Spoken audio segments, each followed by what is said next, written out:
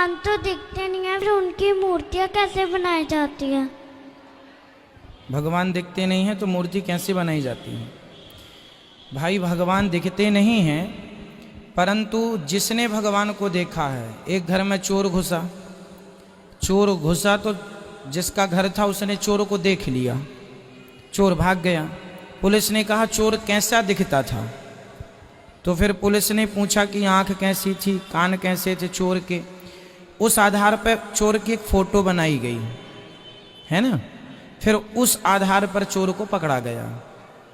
उसी तरह वेद पुराणों में भगवान के बारे में ऐसा लिखा है कि भगवान की आंखें ऐसी हैं, कान ऐसे हैं, गाल ऐसे हैं, नाक ऐसी है, तो सब लिखा हुआ है। तो भक्तों ने उसी आधार पर भगवान की छवि तैयार की, तो ऐसी छवि बन गई गौरी गोपाल भगवान जैसी। राधे राधे गुरु। लिखा है, जिनने देखा है उनने लिखा है कि वो ऐसे दिखते हैं। ठीक है, जानते हैं कोई भी मजहब के खुदा को जानने के लिए हमें उस मजहब के बहुत ही इंपॉर्टेंट, बड़े गौर से सुनिएगा, क्योंकि कई बार मजहब के मानने वाले खुद ये नहीं जानते कि उनके मजहब में खुदा का तस्वुर क्या है। इसीलिए सबसे बेहतरीन और सबसे अच्छा तरीका कोई भी मजहब के खुदा को जानने के लिए वो है कि हम ये जानें कि उस मजहब के ग्रंथों में, उन मजहब की किताबों में खुदा के बारे में क्या लिखा है। इसीलिए आज हम तहकीक करेंगे खुदा का तस्वुर मुख्तलिफ मज़ाहिब में, यह तहकीक करने के बाद कि उन मज़ाहिब की किताबों में खुदा के बारे में क्या लिखा है। सबसे पहले हम तस्करा करेंगे आर्यन मज़ाहिब का, इसमें हम तस्करा करेंगे वैदिक मज़हब का।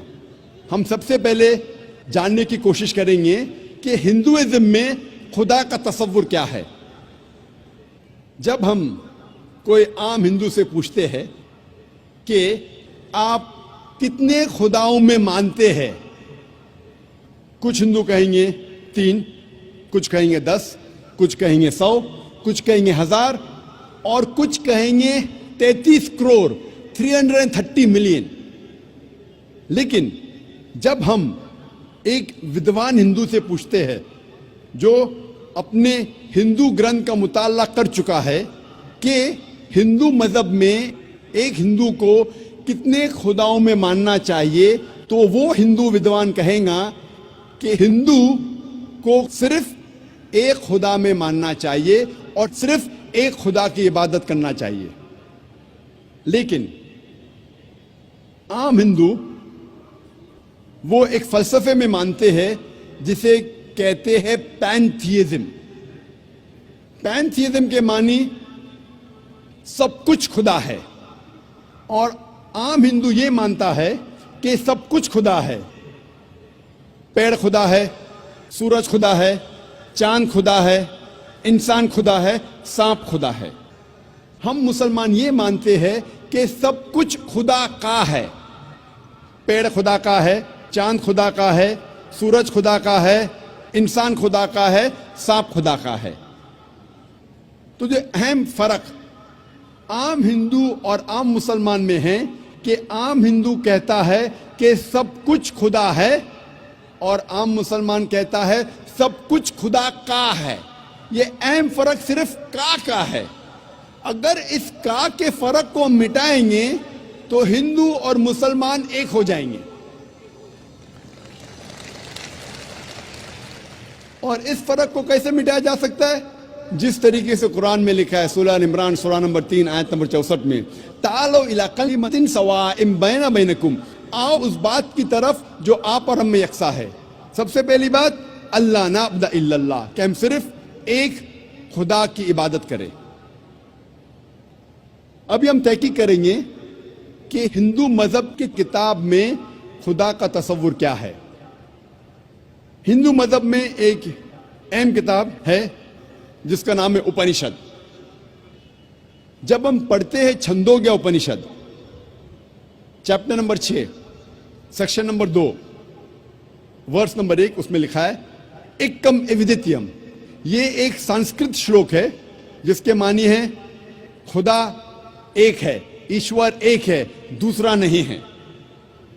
लिखा है श्वेताश्वेतार उपनिषद में अध्याय नंबर 6 श्लोका नंबर 9 में, नाचस्य कसिज जनिता न चदीपा, उस ईश्वर की कोई वालदेन नहीं है, कोई रब नहीं है। ईश्वर के कोई वालिद नहीं है, कोई वालदा नहीं है, ईश्वर के ऊपर कोई नहीं है। लिखा है श्वेताश्वेतार उपनिषद में अध्याय नंबर 4 श्लोका नंबर 19 में, न तस्य प्रतिमा अस्ति, उस ईश्वर की कोई प्रतिमा नहीं है। प्रतिमा एक संस्कृत लफ्ज है जिसके मानी है अक्स। उस ईश्वर की कोई प्रतिमा नहीं है, कोई अक्स नहीं है, कोई फोटोग्राफ नहीं है, कोई पेंटिंग नहीं है, कोई पोर्ट्रेट नहीं है, कोई बुत नहीं है, कोई मूर्ति नहीं है, कोई स्टैच्यू नहीं है, कोई स्कल्पचर नहीं है। लिखा है न तस्य प्रतिमा अस्ति, उस ईश्वर की कोई प्रतिमा नहीं, कोई अक्स नहीं, कोई फोटोग्राफ नहीं, कोई पेंटिंग नहीं, कोई पोर्ट्रेट नहीं, कोई मूर्ति नहीं, कोई बुत नहीं, कोई स्टैच्यू नहीं, कोई स्कल्पचर नहीं। और हिंदू मजहब में सबसे ज्यादा पढ़ी जाने वाली किताब है भगवत गीता।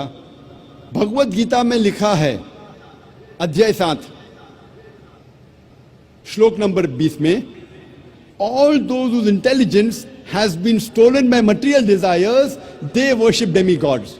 मतलब जिसकी अकल दुनियावी चीजों के पीछे भागती है वो लोग खुदा के अलावा दूसरे किसी चीज की इबादत करते हैं।